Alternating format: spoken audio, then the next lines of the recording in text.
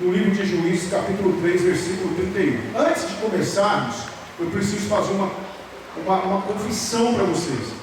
Quando eu li esse versículo semana passada, e a minha proposta é estudar cada juiz em particular, não estudar assim o bloco com 2, 3 juízes de uma vez. O meu objetivo é estudar juiz por juiz com vocês, porque cada um deles tem histórias diferentes, comportamentos diferentes, e eles nos ensinam lições diferentes.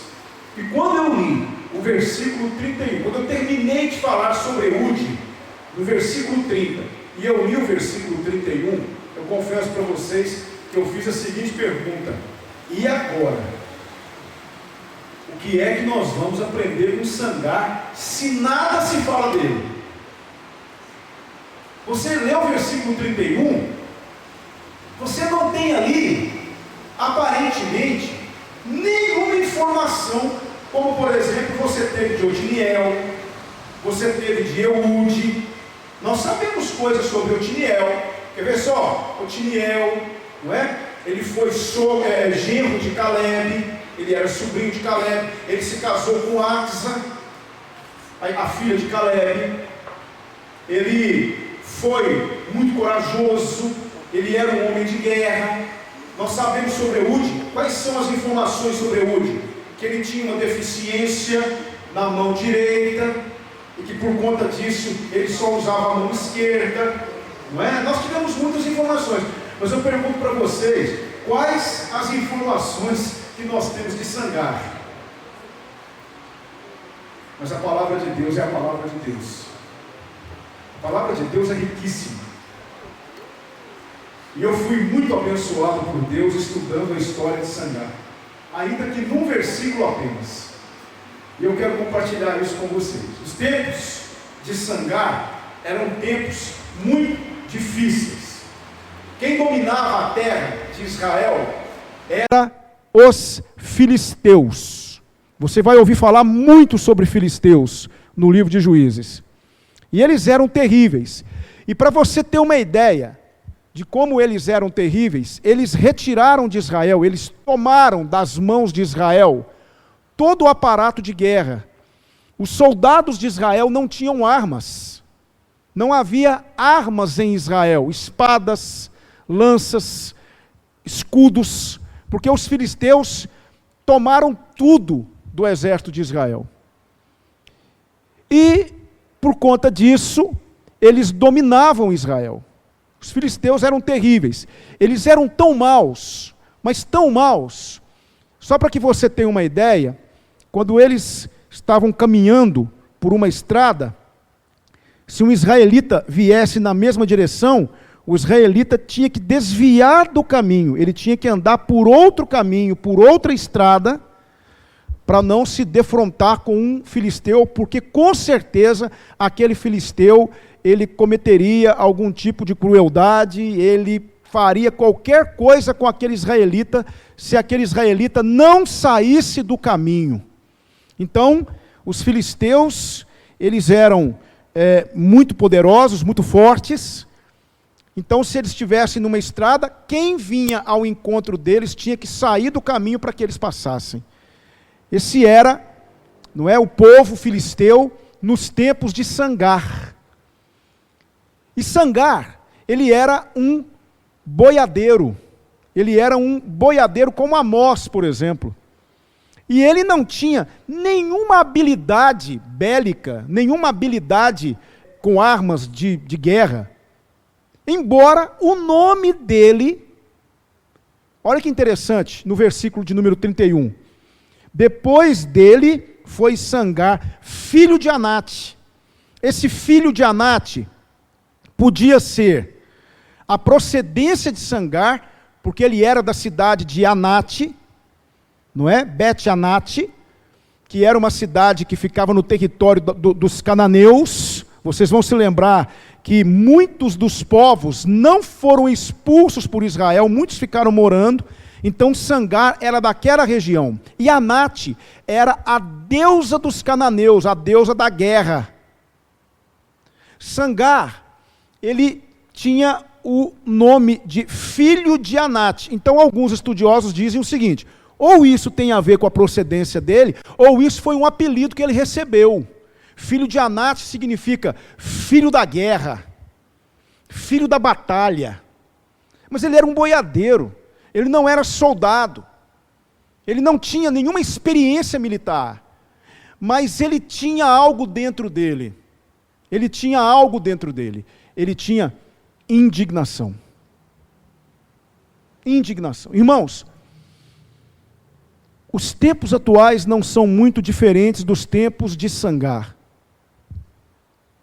Os tempos de hoje, infelizmente, nós estamos vivendo um tempo muito difícil para a igreja. Vocês talvez não percebam, mas tem sido preparado, na calada da noite, sorrateiramente. O mundo que nós estamos vendo é um mundo que tem sido treinado, preparado para se levantar contra a igreja. E agora, até mesmo, pessoas do nosso próprio arraial têm se debandado para o lado do inimigo e têm sido contra aqueles que querem viver diante de Deus.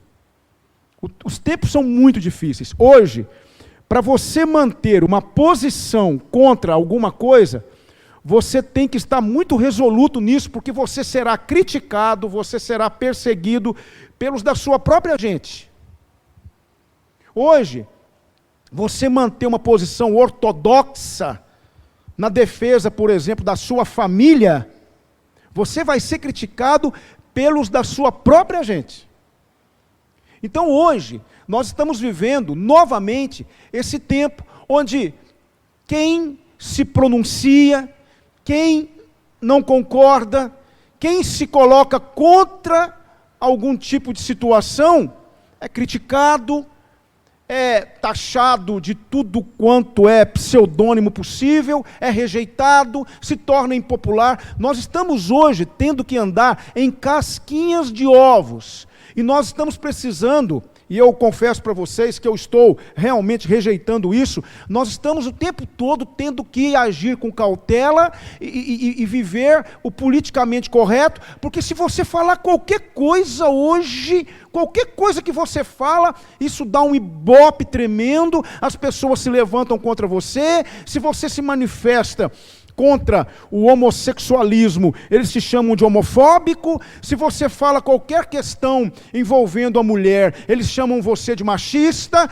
Se você fala contra os novos modelos de família, eles vão dizer que você está com a sua mente fechada. Hoje, é difícil hoje você se manter puro e se manter fiel a Deus, porque você tem inimigos por todos os lados, e esses inimigos muitas vezes estão perto de nós.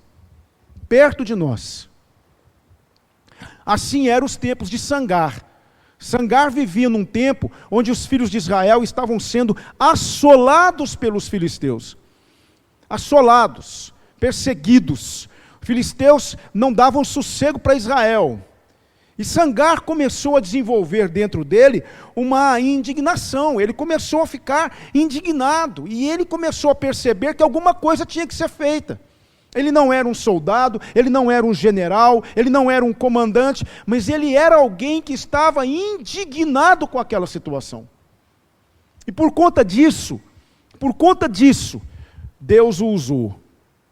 Deus o usou. John Wesley disse uma coisa certa vez, que realmente faz todo sentido. Ele disse assim: me dê 100 homens, que nada temam, senão o pecado, e que nada desejem, senão a Deus, e eu abalarei o mundo. Sabe do que é que o cristianismo precisa hoje? O cristianismo precisa, veja bem, o cristianismo, Deus não, mas o cristianismo, precisa de homens e mulheres indignados. Homens e mulheres que olhem para a atual conjuntura do mundo, que olhem para a atual conjuntura do cristianismo, que olhem para tudo que está acontecendo e verdadeiramente se coloquem à disposição de Deus para fazer alguma coisa. Talvez você não possa fazer algo de proporções maiores, como Sangar fez, mas você pode fazer algo com aqueles que estão perto de você. O mundo hoje está crescendo, está se tornando um inimigo ferrenho da fé cristã. Hoje não há leões, hoje não há mais circos, hoje não há ninguém sendo amarrado na fogueira e sendo queimado, mas a perseguição hoje contra aqueles que querem viver o cristianismo puro e santo das Escrituras tem sido terrível. E eu vejo em Sangar aquilo que nós precisamos ver em nós, essa indignação, essa não aceitação da situação como ela está. E o que foi que Sangar fez? Veja só, ele fez o que ele podia fazer. Ele fez o que ele podia fazer. Você olha para a história de Sangar e você percebe o seguinte: eu tenho que fazer alguma coisa. Não tem escudo, não tem espada, não tem lança, porque os filisteus tomaram tudo, mas eu tenho que fazer alguma coisa. Eu tenho que agir. Eu não posso permitir que os filisteus continuem mandando e desmandando do jeito que eles estão fazendo. Eu posso ser pequeno, eu posso ser inútil, eu posso ser ínfimo perante grandes homens da fé, mas eu preciso fazer alguma coisa. Eu preciso me manifestar. E sabe o que ele fez? Ele pegou uma aguilhada de bois. Ele pegou uma aguilhada de bois. O que é uma aguilhada de bois? É uma vara de aproximadamente 2 metros, com uma extremidade pontuda, uma parte de ferro, um pedaço de ferro numa extremidade, pontudo, e uma pá na outra.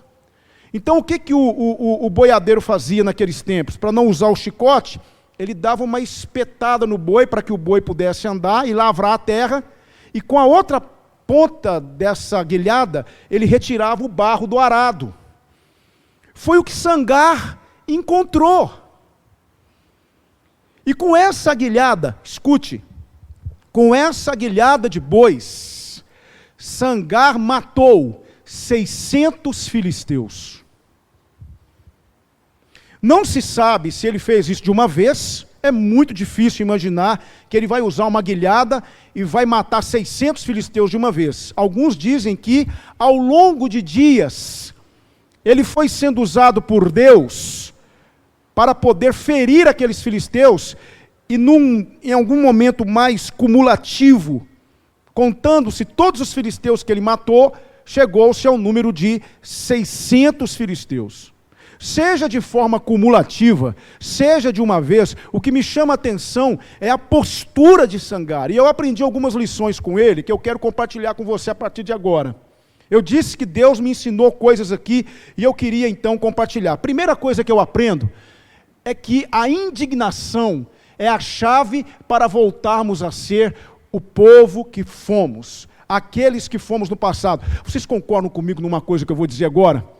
Com tristeza eu falo isso, com tristeza no meu coração, mas a igreja evangélica atual é uma igreja fraca, inoperante, uma igreja que não conquista ninguém, uma igreja que não contagia ninguém, uma igreja que não cai na graça de ninguém, porque é uma igreja que infelizmente perdeu a sua indignação contra o pecado. Se nós realmente queremos voltar a ser aquele povo que nós fomos no passado, aquele povo que sacudia o mundo, aquele povo que incomodava, aquele povo chato, aquele povo que não concordava com os desmandos do mundo, aquele povo que era perseguido mesmo, de verdade, porque eu pergunto para vocês hoje, que tipo de perseguição nós estamos tendo hoje? Qual foi a dificuldade que você enfrentou hoje para vir para a igreja? Alguém colocou uma faca no seu pescoço? Alguém te ameaçou de morte se você continuasse a sua fé cristã? Claro que não, nós não temos ainda sido perseguidos como precisaríamos ser. Porque o dia em que nós realmente nos manifestarmos de forma veemente contra o pecado e nos tornarmos realmente pessoas que não concordam com o pecado e ficarmos indignados com o pecado, você pode ter certeza que nós vamos voltar a ser perseguidos. Meus irmãos, eu falo isso com tristeza. O carnaval desse ano foi uma vergonha. Lá no Rio de Janeiro, não sei quantos ficaram sabendo, a escola de samba Mangueira, ela foi para Sapucaí, e a proposta da Mangueira foi apresentar o verdadeiro Cristo da Bíblia ao mundo. E que Cristo é esse que eles apresentaram? Um Cristo que está do lado dos marginalizados, um Cristo que está do lado dos excluídos, um Cristo que está do lado dos pobres, E sabe quem é a pessoa que deu aval para isso, e que incentivou isso, e que encabeçou isso? Um pastor. Pastor de uma igreja no Rio de Janeiro. O samba enredo da escola é "A verdade vos fará livres". Agora, vamos ver então, se a Mangueira queria apresentar o verdadeiro Cristo para a sociedade, por que então que não apresentou o Cristo que era indignado contra o pecado? O Cristo que denunciava o pecado dos escribas e fariseus. O Cristo que expulsou os vendilhões do templo, porque eles estavam fazendo da casa de Deus um comércio. O Cristo que olhava para os pecadores e denunciava os pecados deles. Por que esse Cristo com C minúsculo, da Mangueira, não apontava o dedo para as mulheres desnudas da bateria da escola de samba e mostrava para elas a sua imoralidade? Por que esse Cristo com C minúsculo da Mangueira, que desfilou agora no carnaval, expondo o nome de Deus, o nome do Evangelho ao ridículo, por que esse Cristo, ele não se manifestou contra a corrupção desenfreada do governo, que tem sido uma das causas desse rombo que nós temos tido na nossa economia? Eu pergunto para vocês, eu falo isso com tristeza.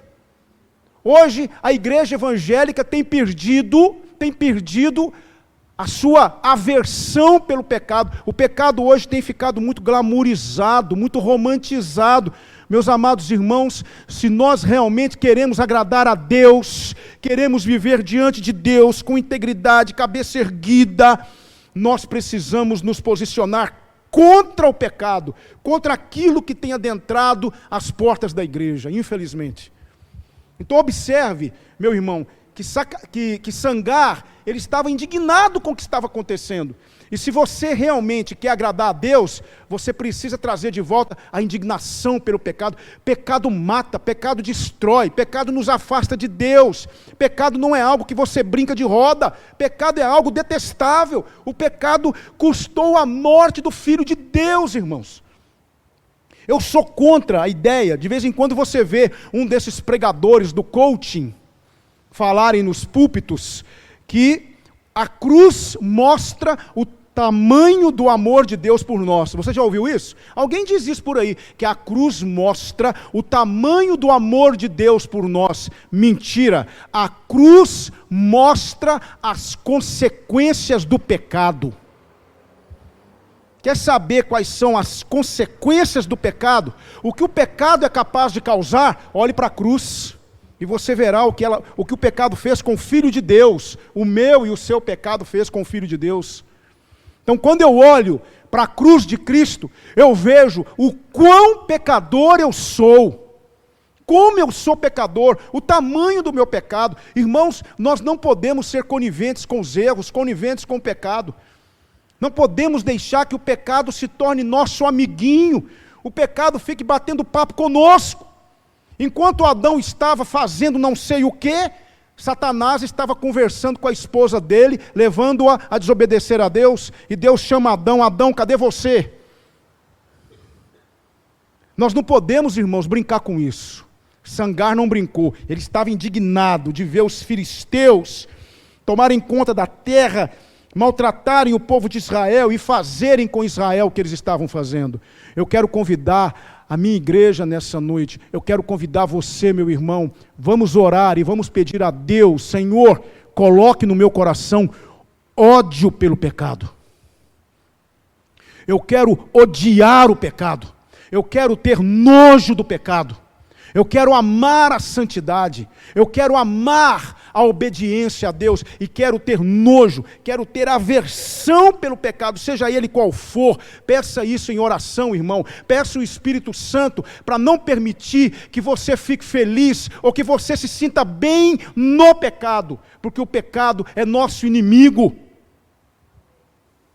O pecado não é nosso amigo. A igreja de Cristo hoje está sendo enganada, está sendo enredada pelo pecado. E o povo acha que isso é a coisa mais normal do mundo. Existe uma frase maldita que se estabeleceu no coração de muitos crentes. A frase é: não tem nada a ver. Por causa disso, por causa do não tem nada a ver, a igreja se enfraqueceu. Por causa do não tem nada a ver, a igreja hoje está nas manchetes dos jornais envergonhando o evangelho. Por causa do não tem nada a ver, não tem nada a ver, a igreja perdeu a sua autoridade. A igreja não é mais aquele povo de outrora, aquele povo acima de qualquer suspeita. Por isso que hoje você vê tudo que tem no mundo, você observa, tem na igreja. Existem igrejas hoje que, ao invés de serem igrejas de Jesus, se transformaram em verdadeiras boates. Existem cultos hoje que, ao invés de serem cultos ao Deus vivo, se transformaram em shows. Existem pregadores hoje que, ao invés de pregarem o evangelho, fizeram da pregação um stand-up. Estou falando mentira, irmãos? Existem hoje adoradores que, ao invés de adorarem a Deus, se transformaram em verdadeiros popstars. Até segurança tem. O que aconteceu com a igreja? O que foi que aconteceu conosco? Onde está aquele povo diferente? Onde está que não se vê nenhum irmão? Alguém com voz de lamento vai dizer nesse momento: aquele povo foi embora para Sião. Lembra dessa música, gente? Oh, meu Deus, que Deus permita que o mundo olhe para nós e fale assim: onde é que está aquele povo? Porque infelizmente hoje não está dizendo isso. Porque ao invés de eles olharem para nós, nós estamos olhando para eles. E ao invés deles quererem ser igual a nós, nós estamos querendo ser igual a eles. É por isso que a igreja de Cristo hoje, ao invés de estar com o joelho no chão, orando e agradecendo a Deus, está na Sapucaí desfilando, envergonhando o evangelho. É por isso que a igreja de Cristo hoje, ao invés de estar adorando o Rei dos Reis, o Senhor dos Senhores, está se enchendo de bandeirinha na época da festa junina e montando forró gospel. É por isso. Sabe por quê? Porque o pecado hoje virou glamour. Nós estamos glamourizando o pecado. Estamos romantizando o pecado. Estamos andando com o pecado de mãozinhas dadas. Escute uma coisa, vamos aprender com Sangar. Indignação. Eu pergunto para você, meu irmão, existe indignação no seu coração em relação ao pecado? O pecado tem incomodado você? Você tem sentido nojo do pecado? Então vamos orar a Deus e vamos falar: Senhor, em nome de Jesus Cristo, coloque nojo do pecado no meu coração. Eu quero odiar o pecado e quero amá-lo. Porque o dia que nós nos indignarmos do pecado, irmãos, nós voltaremos a ser aquele povo que vai embora para Sião. Então eu aprendi essa primeira coisa. Olha só a frase de Charles Spurgeon: há pecado até na nossa santidade, há incredulidade na nossa fé, há ódio no nosso próprio amor, há lama da serpente na mais bela flor do nosso jardim. Nós temos, irmãos, escute, Primeira Igreja Batista em Pará de Minas. Você que está começando agora a caminhada conosco, escute, irmãos, vamos olhar para Cristo. Vamos ter Cristo como nosso alvo. Vamos parar de olhar para o mundo. Vamos pedir a Deus que traga indignação para o nosso coração. Vamos odiar o pecado. Vamos amar a Jesus. Vamos amar a Deus. Vamos nos curvar diante do Santo. E vamos querer ser igual a Ele. Porque infelizmente hoje a igreja de Cristo está sendo dominada e consumida pelas propostas do pecado. Vamos ser igual Sangar. Vamos ficar indignados. Eu convido a minha igreja a estar indignada com o que tem acontecido, a nos posicionarmos. Não somos e não seremos uma igreja assim. Nós vamos ser uma igreja de Jesus para a glória dele. Eu quero ler esse versículo, deixa eu ler esse versículo para você, veja se não é o que está acontecendo hoje. Ai dos que ao mal chamam bem, e ao bem mal, que fazem das trevas luz, e da luz trevas, e fazem do amargo doce, e do doce amargo. Não é isso que está acontecendo hoje? O que é certo, já não é tão certo assim. E o que é errado, não é tão errado assim. É isso aí que Isaías acabou de dizer para a gente. Não, vocês têm que rever a posição de vocês. Vocês precisam entender que os tempos são outros. Vocês precisam entender que o mundo mudou e que hoje nós precisamos nos adaptar a essa nova sociedade que se formou. Eu ouço isso o tempo inteiro, mas eu tenho um versículo para dizer para as pessoas que dizem assim: o mundo passa e a sua concupiscência, mas a palavra de Deus permanece para sempre. Palavra de Deus é palavra de Deus. O errado foi errado, é errado e continuará sendo errado. Então nós precisamos nos posicionar. Mas eu aprendi uma segunda coisa com Sangar. Em segundo, coragem. Esse é o segredo das grandes vitórias. Vocês concordam comigo que Sangar foi extremamente corajoso? Não tinha uma espada, não tinha um escudo, não tinha uma lança. A única coisa que ele viu, uma aguilhada de bois. Pois é com essa aguilhada de bois que eu vou destruir esses filisteus. E ele destruiu 600 deles. Que coragem é essa? Que coragem é essa de Sangar? Eu fiquei impressionado.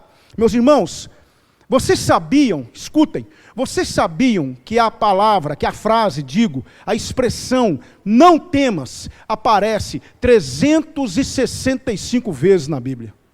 Uma para cada dia do ano. Você já acorda com essa expressão, não temas.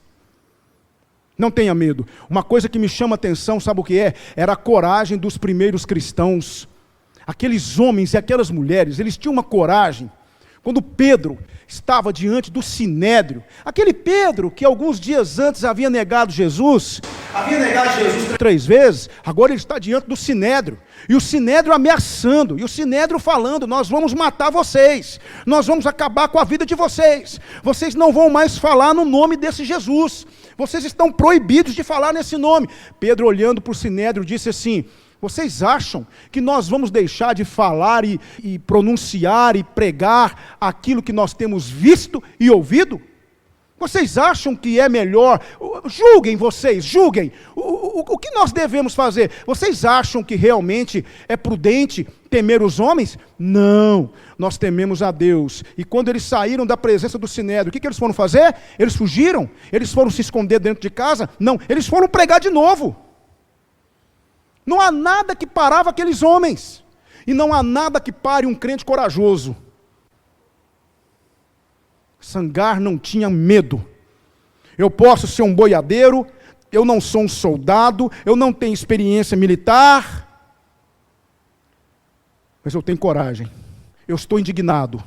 E ele, com uma aguilhada de bois, destruiu 600 filisteus. Ah, irmãos, está aí outra coisa que nós precisamos pedir para Deus nas nossas orações, porque muitas vezes nós temos medo demais, nós temos medo de nos pronunciar, nós temos medo de mostrar quem somos, nós temos medo de dar testemunho da nossa fé, nós temos medo de pregar o Evangelho para um amigo, nós temos medo de pregar o Evangelho dentro da nossa casa, nós temos medo de falar de Jesus para o nosso professor, nós temos medo de falar de Jesus para a nossa namorada, ou para o namorado, ou para a esposa, nós temos medo o tempo todo, porque eu não quero ter dificuldades, porque eu não quero perder a amizade de fulano, porque eu não quero simplesmente ser mandado embora.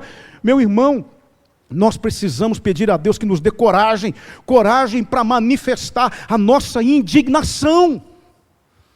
O povo de Deus tem que ter coragem.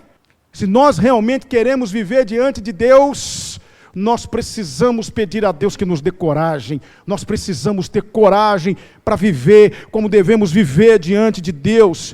Precisamos ter coragem para nos posicionar. Precisamos ter coragem para dizer não concordo, para dizer não aceito. Precisamos ter coragem para assumir posicionamentos diante de Deus, mesmo que você perca seu emprego, mesmo que você perca um relacionamento, mesmo que você perca uma amizade, mas nós temos que ter coragem, e hoje coragem é o que tem faltado ao povo de Deus. Sangar foi corajoso. Eu não tenho arma, eu não tenho nada, eu tenho uma guilhada de bois e tenho o Senhor comigo. E ele foi lá e matou 600 filisteus. 600. Já imaginou o que nós seremos capazes de fazer o dia que nós tivermos coragem de montar um grupo na igreja para sair aqui à noite e começar a evangelizar esses homossexuais que muitas vezes ficam aqui na porta? Já parou para pensar como será verdadeiramente, como será o dia que nós tivermos coragem para chegarmos diante das pessoas, nos lugares onde trabalhamos, ou chegar diante dos nossos familiares e dizer: escute, você está errado. Nós precisamos pedir ao Senhor para nos dar coragem, porque Deus vai colocar você muitas vezes diante de situações e você precisa fazer como Sangar. Eu não tenho nada aqui, mas eu tenho uma guilhada de boi. Sabe qual é? Eu tenho uma guilhada chamada Palavra de Deus. E eu vou usar essa palavra e vou confiar na autoridade que ela tem. Se vão crer, se não vão crer, isso não é com você, irmão. Mas nós precisamos pedir a Deus que nos dê mais coragem para sermos o povo que nós precisamos ser, para fazer aquilo que nós temos que fazer. Precisamos nos posicionar. Conta-se uma história de um pastor na Inglaterra. Pastor na Inglaterra, me fugiu o nome dele agora, gente. Me desculpa o nome dele. Me fugiu agora. Ele estava pregando um dia na igreja e o rei Henrique VIII estava no culto. E ele pregou, mas pregou um sermão, mas um sermão que o rei Henrique VIII entendeu que era todo para ele. Coisas do Espírito de Deus. Porque às vezes a gente prega na igreja, alguém chega e fala assim: quem foi que te contou, pastor, a minha vida? E a gente não sabe de nada. Mas aquele pastor, Latimer, o sobrenome dele é Latimer, pregou um sermão, mais um sermão. Quando acabou o culto, o rei Henrique VIII mandou os seus mensageiros falar com aquele pastor. E os mensageiros chegaram diante do pastor e disseram assim: escute, você ofendeu o rei Henrique VIII, ele está bravo com você. E ele disse que exige que no próximo domingo você se retrate. Ah, ele exige? Exige. Então tá bom. Ótimo. Passou-se a semana, chegou o domingo, lá estava o rei Henrique VIII, e lá estava o pastor. O pastor pegou, abriu a Bíblia, e disse assim: eu fui avisado nesta manhã, de que eu preciso me retratar diante do rei da Inglaterra. Ai de mim se eu não me retratar. Ele pegou a Bíblia, abriu a Bíblia, apontou o dedo para o rei: pois eu te digo, ó rei, que acima de ti existe um rei muito maior, e esse rei manda te dizer: arrependa-te. Arrependa-te, ou será tarde demais. Acabou o culto, o pastor já estava esperando, né? O rei está te chamando. Lá vai o Latimer. Quando ele chegou no gabinete, o rei o abraçou e começou a chorar. E disse assim: graças a Deus que eu tenho um servo tão fiel. E o rei se quebrantou. O que vem depois, eu não sei. O que vem depois da nossa coragem, eu não sei, mas eu confio em Deus. Porque a palavra dele não volta vazia. Você concorda comigo que Sangar, ele foi corajoso, sim ou não? Pegou uma guilhada de boi e usou como arma para poder ferir 600 filisteus. Ah, irmãos, o que nós temos que inserir na nossa oração? Primeiro, Senhor, coloque no meu coração indignação contra o pecado. E a segunda coisa que nós temos que pedir: Senhor, me dê coragem para manifestar a minha indignação, para discordar dos meus amigos, para não fazer o que eles fazem, para me posicionar diante da sociedade, para mostrar para essa sociedade que eu sou teu. Mas eu aprendi uma última lição aqui com Sangar: a vontade é nossa, os recursos são de Deus. Escute, Abraão estava lá vivendo a sua vida tranquilamente, chegou a notícia: Abraão, 5 reis invadiram Sodoma e Gomorra e levaram seu sobrinho Ló e toda a sua família escravo. Abraão teve a vontade de ir lá e recuperar o seu sobrinho. Aí Deus providenciou para ir o quê? 318 homens. E ele foi lá. Quando Deus mandou Moisés ir lá no Egito, Moisés relutou no começo, mas quando ele falou, eu vou e vou te obedecer, Deus providenciou o que para ele? Um cajado. Quando Davi deliberou no seu coração enfrentar Golias, o que foi que Deus providenciou para ele? Uma funda e 5 pedrinhas. Quando Eliseu desejou ter porção dobrada do espírito de Elias, o que foi que Deus providenciou para ele? Uma capa. Meus irmãos, quando nós manifestarmos a vontade de fazer, Deus nos dará os recursos para fazer. Deus colocará diante de nós as suas aguilhadas de bois. Eu preciso ter só a vontade, eu preciso estar somente disponível, eu preciso me colocar à disposição, os recursos vêm dele. Irmãos,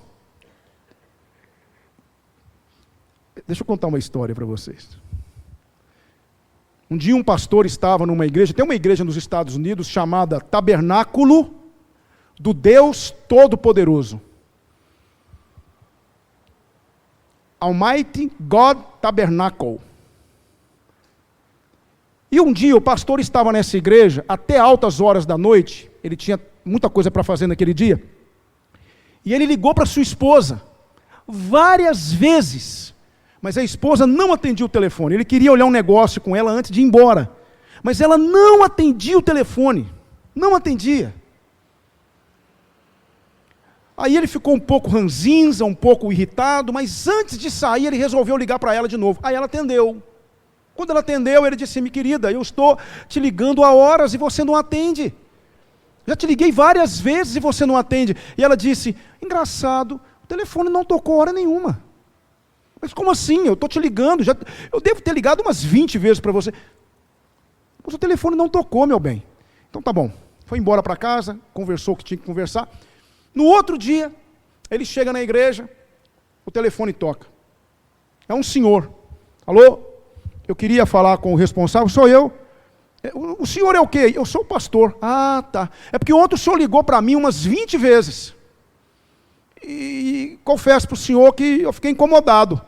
Ô, meu senhor, me perdoe, é porque o número parece muito, eu estou vendo aqui agora, o número do senhor parece muito com o número da minha casa. Eu devo ter confundido na hora de ligar.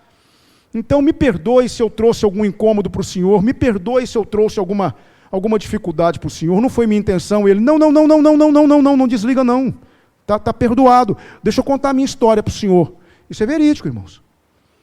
Ontem eu ia me matar, eu ia dar um fim na minha vida. Mas antes de fazer isso, eu falei com Deus e falei, Senhor, Deus Todo-Poderoso, se o Senhor existe de verdade, se o Senhor é real, e se o Senhor não quer que eu faça isso, fale comigo agora. Imediatamente o telefone tocou. Tocou a primeira vez, eu não atendi. Tocou a segunda vez, eu não atendi. Quando foi na terceira vez, eu fui olhar e o meu telefone tem identificador de chamadas. E lá estava escrito assim, Deus Todo-Poderoso. Eu morri de medo de atender.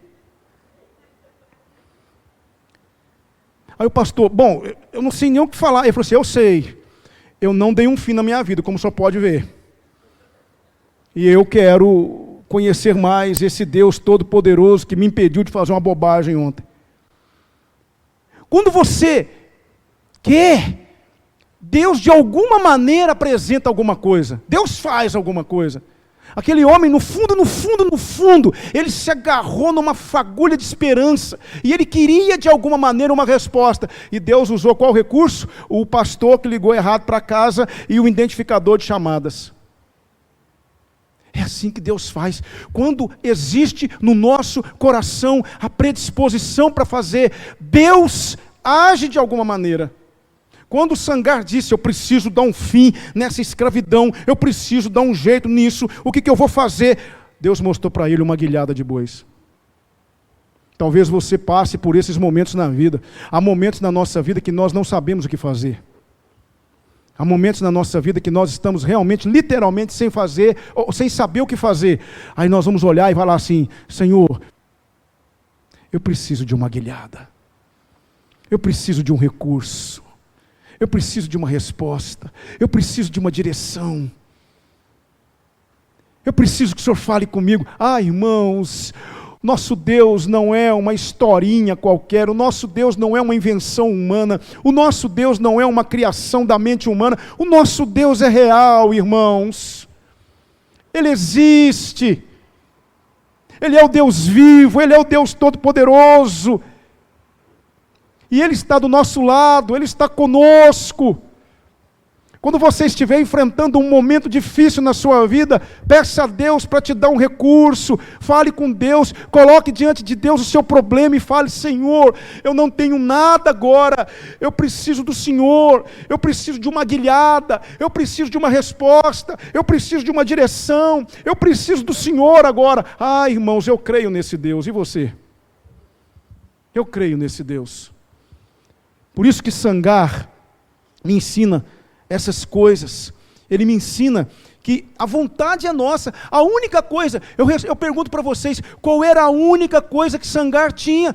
A vontade de pôr um fim naquela situação. A indignação de Sangar levou Sangar a um ato de coragem, e isso fez com que ele realmente tivesse um desejo de colocar um fim nessa situação. Há um outro juiz na Bíblia que teve o mesmo sentimento. Qual foi? Gideão. E o que o anjo fala com Gideão? Vai nessa tua força.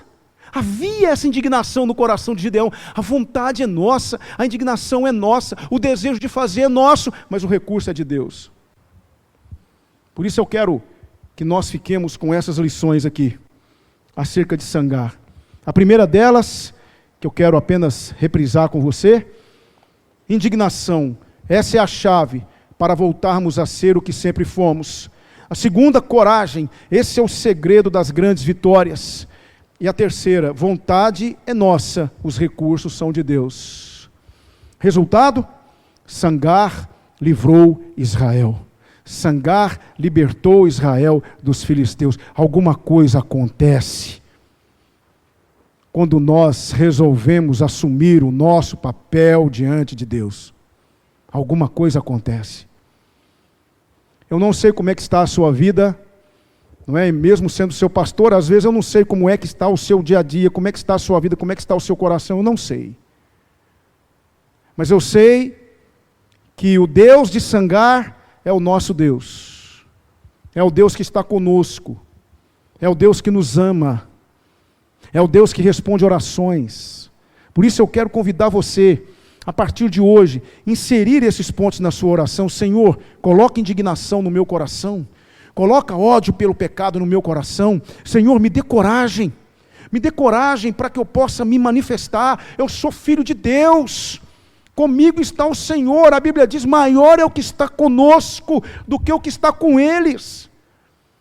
Me dê coragem para que eu possa me manifestar, me dê coragem para que eu possa exteriorizar essa indignação, me dê coragem para que eu possa realmente ser e viver e agir como teu filho. A igreja antigamente era um leão devastador, um leão que rugia, um leão que punha medo nas hostes do inferno. A igreja hoje é um gatinho domesticado que ficou acuada. Que é isso, irmãos? Que Deus nos use para a sua glória, que Deus nos capacite para que nós possamos fazer a diferença e agir como filhos de Deus, que nós possamos ser Sangar na vida dos outros, que nós possamos verdadeiramente agir como o Espírito Santo de Deus quer que nós hajamos. Deixa eu orar pela sua vida. Obrigado, meu Deus, pela sua palavra. Obrigado por Sangar, por esse herói da fé, anônimo, pequeno, muitas vezes tratado com insignificância, mas um grande homem, que se tornou, porque se colocou nas mãos de um grande Deus. Ó Pai Santo, eu te peço agora, em nome de Jesus, coloque indignação no nosso coração. Não permita, Senhor, que sejamos persuadidos, enredados pelo pecado. Não permita, meu Deus, que o pecado se torne atrativo para nós. Permita que nós nos revoltemos, que nós tenhamos nojo do pecado na nossa vida. Permita, meu Deus, que nós verdadeiramente tenhamos coragem para nos manifestar, para nos posicionar, para dizermos não quando for preciso dizer não, para falarmos que isso ou aquilo é errado quando for preciso. Permita, meu Deus, que nós não sejamos apenas uma pessoa que existe na vida do outro, mas que nós possamos ser alguém que faça a diferença na vida do outro, faça de nós sangares, onde quer que nós nos encontremos. Ó Deus, talvez nós não vamos ter muitos recursos, mas nós sabemos que o Senhor é aquele que abre portas, é aquele que abre caminhos, é aquele que nos dá os recursos. Ó Deus, nos dê recursos para que nós possamos pregar mais, nos dê recursos para que nós possamos evangelizar mais. Senhor, nos dê recursos para que nós possamos investir mais na obra missionária. Meu Deus, nos dê recursos para que nós possamos mostrar a diferença da nossa fé nesse mundo de tanto comunismo, nesse mundo onde tudo parece comum, onde o cristianismo parece ser apenas mais uma religião. Ó Deus, nos dê coragem para mostrar que não é assim, que a nossa fé é uma fé viva, que conosco está o Senhor, que nós possamos mostrar isso para o mundo, meu Deus. Em nome de Jesus, que aquilo que aconteceu com Sangar aconteça conosco também. O Senhor tem colocado diante de nós muitas aguilhadas de bois, muitas. O Senhor tem nos dado sua palavra, o Senhor nos tem dado a oração, o Senhor nos tem dado os mecanismos virtuais, o Senhor nos tem dado recursos financeiros. Ó Deus, nós te pedimos que nos ajude a usar os recursos que o Senhor tem nos dado, para que o mundo saiba que o Senhor é real, que o Senhor não é uma invenção qualquer. Obrigado, meu Deus, por tudo que aprendemos nessa noite. Louvado seja o teu nome. Obrigado por Sangar. Obrigado por esse versículo 31. Obrigado por tantas coisas que aprendemos nessa noite. Oramos agradecidos, ó Deus, em nome de Jesus. Amém. Ao Senhor Jesus toda a glória. Amém.